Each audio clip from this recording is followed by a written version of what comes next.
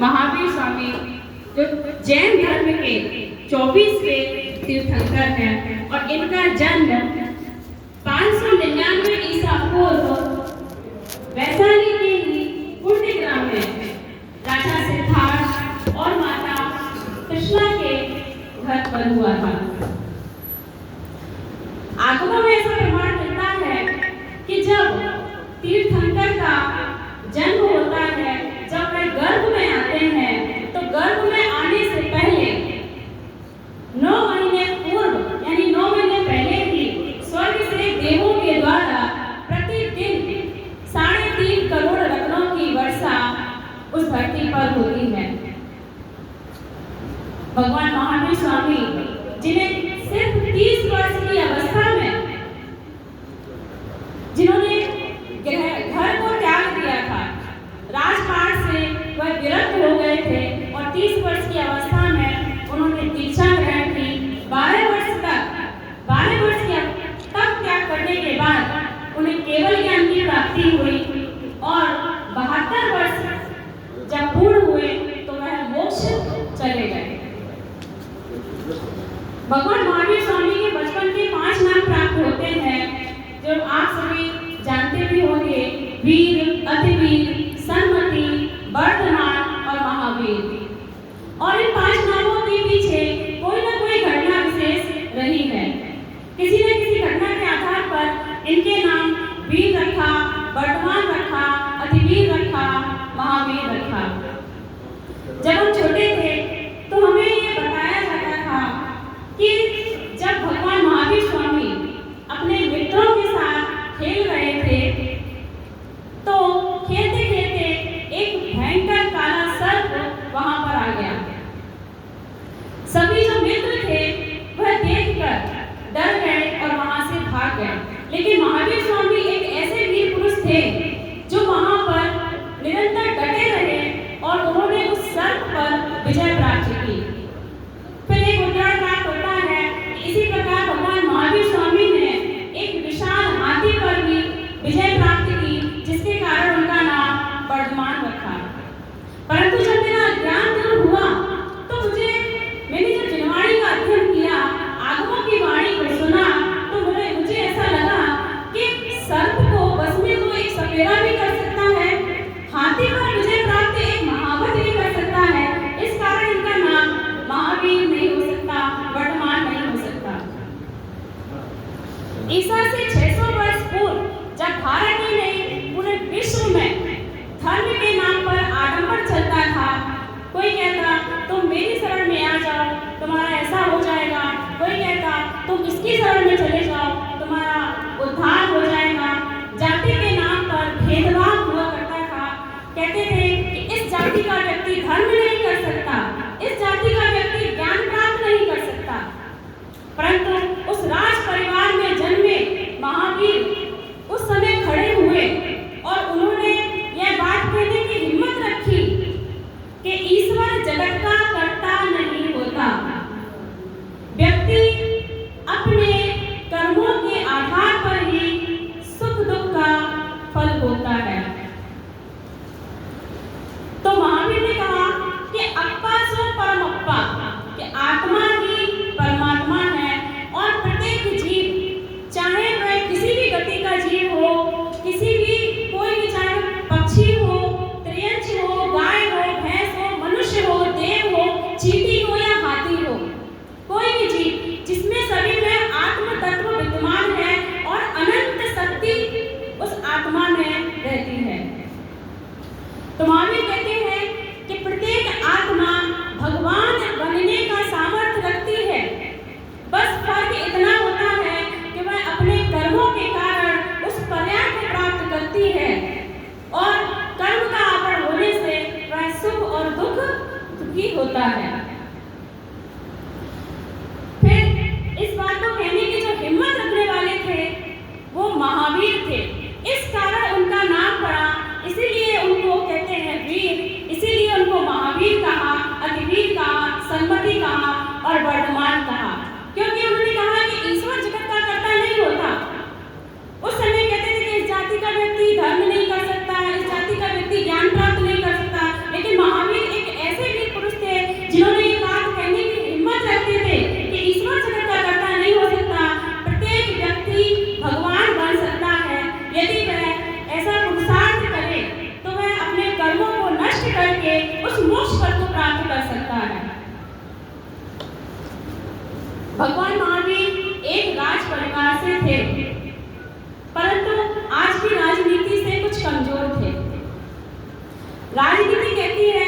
कुछ ऐसा करो कि लोग तुम्हारे गुण गाएं। पर महावीर कहते हैं कि मोक्ष में राजनीति नहीं चलती। मोक्ष को यदि प्राप्त करना है, उस सिद्धालय में यदि जाना है, तो हमें पुरुषार्थ करना होगा। अपने कर्मों को नष्ट करके ही हम मोक्ष को प्राप्त कर सकते हैं। इसी में एक मैं कहानी के माध्यम से आपको सुनाना चाहूंगी। एक पिता थे और एक उनका बेटा था। वो दोनों जंगल के रास्ते से कहीं जा रहे थे। अंधेरा हो गया था और बीच में एक कुआं पड़ा। तो अंधेरा होने की वजह से वह उस कुएं को नहीं देख पाए और उनका जो पुत्र था वह उस कुएं में जाकर गिर गया। यहाँ पिता परेशान और वहाँ पुत्र परेशान। पुत्र कहता है कि पिताजी मुझे निकालिए, मुझे इस कुएं से बाहर निकालिए। तो पिताजी कहते हैं कि बेटा यहाँ कोई दिख नहीं रहा है, मैं तुम्हें कैसे यहाँ से बाहर निकालूंगा। तो पुत्र कहता है कि नहीं पिताजी, आप मुझे यहाँ से निकालिए। आप ऐसा करिए, आप ही इस कुएं के अंदर आ जाइए, क्योंकि वहाँ सीढ़ियाँ नहीं थी कि उसको वो चढ़कर बाहर निकल सके। तो पिताजी कहते हैं कि बेटा यदि मैं इस कुएं के अंदर आ गया तो हम दोनों को बाहर कौन निकालेगा। फिर किसी प्रकार पिताजी ने एक रस्सी ढूंढी और उसमें 3 गांठ लगाई। तो गांठ लगाकर उन्होंने उस कुएं में डाली और कहा कि बेटा इस रस्सी में जो गांठ लगी हुई है, उस गांठ को पकड़कर तुम ऊपर चढ़ने की कोशिश करो, मैं यहाँ से तुम्हें खींच लूंगा। तो जो पुत्र था वो इतना आलसी था कि वो पुरुषार्थ नहीं करना चाहता था। वो कहता है कि नहीं पिताजी, मैं इस रस्सी को पकड़कर बाहर नहीं आऊंगा, आप ही इस कुएं के अंदर आ जाइए और मुझे बाहर निकालिए। तो पिताजी कहते हैं कि बेटा यदि तुम्हें कुएं से बाहर निकलना है तो पुरुषार्थ तो तुमको ही करना पड़ेगा, मैं इस कुएं के अंदर नहीं आऊंगा।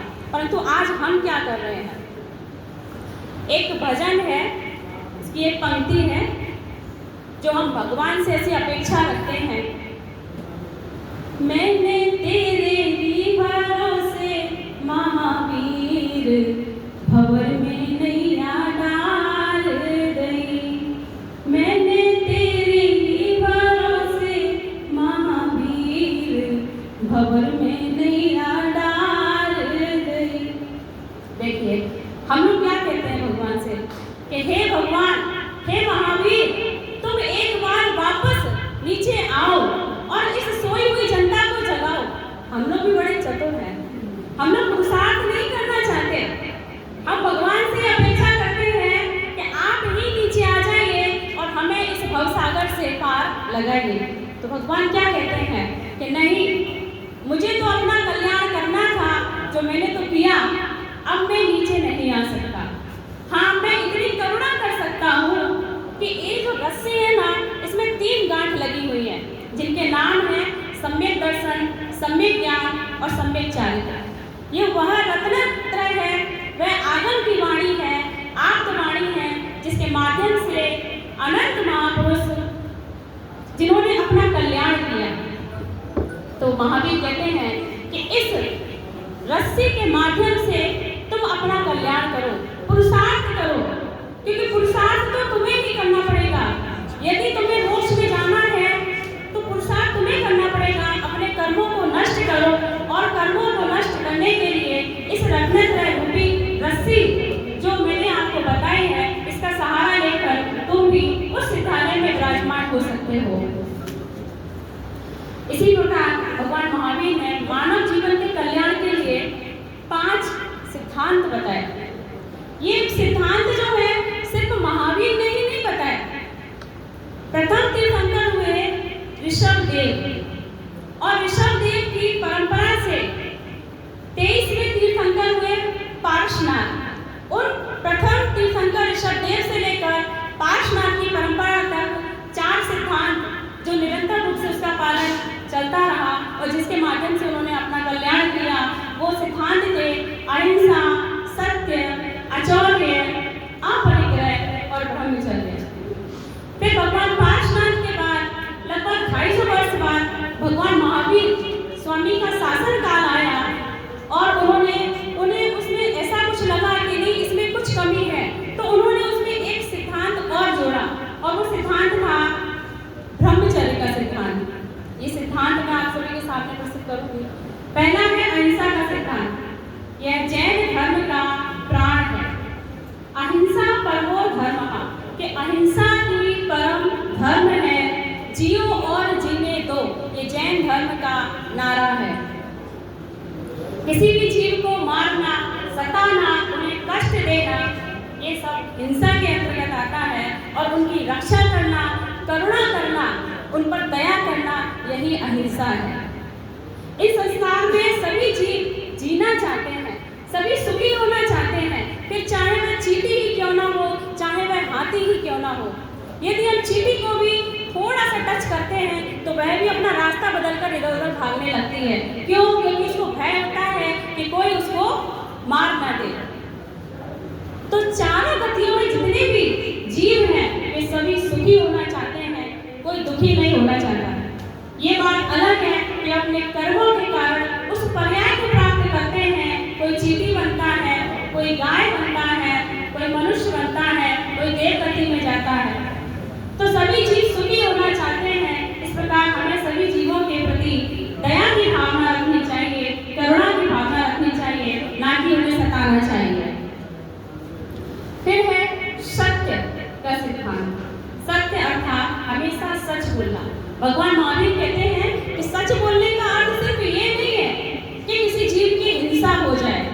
देखिए, पूरा जैन धर्म जो है अहिंसा पर टिका हुआ है।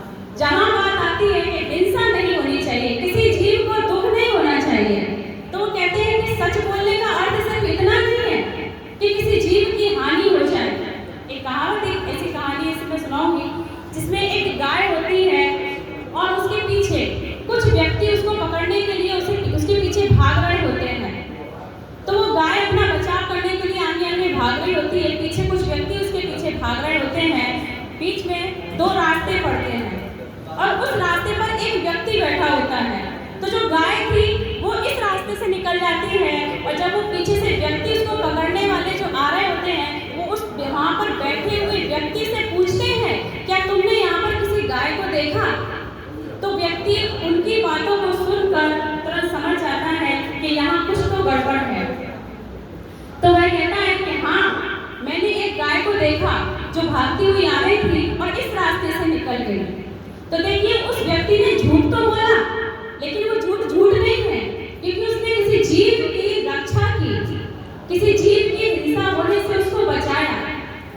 तो इस प्रकार हमें सत्य का भी पालन करना चाहिए, क्योंकि सत्य का मार्ग कठिन जरूर हो सकता है, परंतु अंत में जो जीत होती है वह सत्य की ही होती है। फिर है अचौर्य, यानी चोरी नहीं करना। किसी की भी पड़ी हुई रखी हुई वस्तु को उठाना, बिना पूछे उठा लेना, ये चोरी है।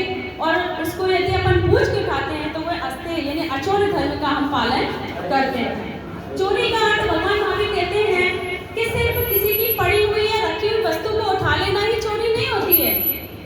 किसी के अधिकार को छीनना, गलत तरीके से धन को कमाना भी ये सब चोरी के अंतर्गत ही आता है। तो हमें अचौर्य सिद्धांत का पालन करना चाहिए। फिर है अपरिग्रह, अर्थात जितनी वस्तु की आवश्यकता है उतनी ही वस्तु का संचय करें। जैन धर्म में जो मुनिराज होते हैं, साधु संत होते हैं, वो पूर्ण रूप से परिग्रह का त्याग किए हुए होते हैं, उनके पास कोई परिग्रह नहीं होता है। लेकिन गृहस्थ धर्म के लिए कहा है कि जितनी वस्तु की हमें आवश्यकता है, हमें उतनी ही वस्तु का संचय करना चाहिए, अन्य वस्तुओं का त्याग कर देना चाहिए, क्योंकि परिग्रह भी एक पाप बंध का ही कारण है। जितना हम परिग्रह करते हैं उतनी ही हमारी इच्छा प्रबल होती है और तृष्णा जो है वो कभी खत्म नहीं होती, जो एक तरह से हमें पाप बंध ही कराती है। फिर है ब्रह्मचर्य, जो भगवान महावीर ने इस सिद्धांत को लागू किया, अर्थात अपनी इंद्रियों को वश में करके पवित्र जीवन जीना। भगवान महावीर का यह सिद्धांत इंद्रिय सुखों से दूर रहने पर जोर देता है, जिसमें आत्मा की शक्ति बढ़े और आत्मा पर विजय प्राप्त कर मोक्ष पद को प्राप्त करें। इस प्रकार भगवान महावीर स्वामी के द्वारा 24 तीर्थंकरों के द्वारा जिन्होंने इस सिद्धांतों का स्वयं पालन किया, रत्नत्रय को धारण किया और ऐसे अनंत महापुरुष हुए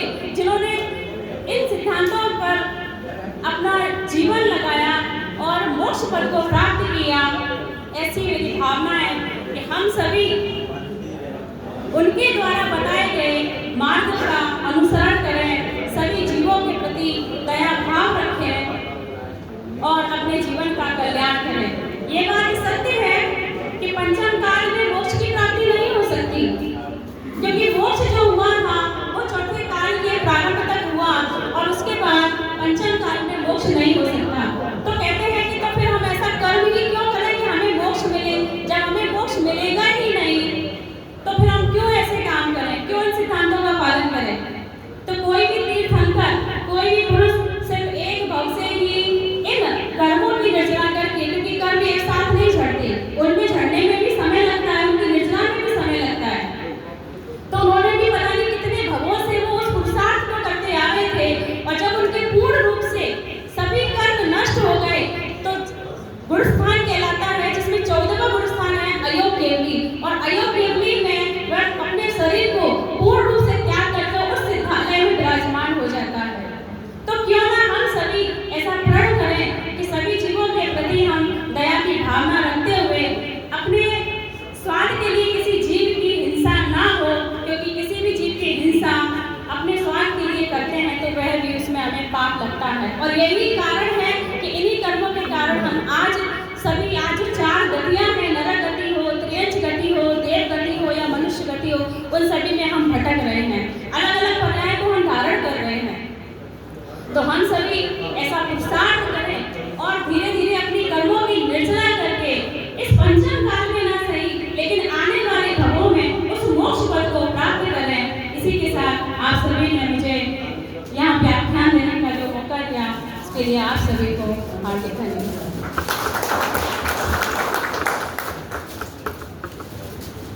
धन्यवाद। हमारे बीच अभी हमारे विशिष्ट वक्ता श्री रंगनाथ सिंह जी, पूर्व प्राचार्य जिला स्कूल गया, हम आमंत्रित करते हैं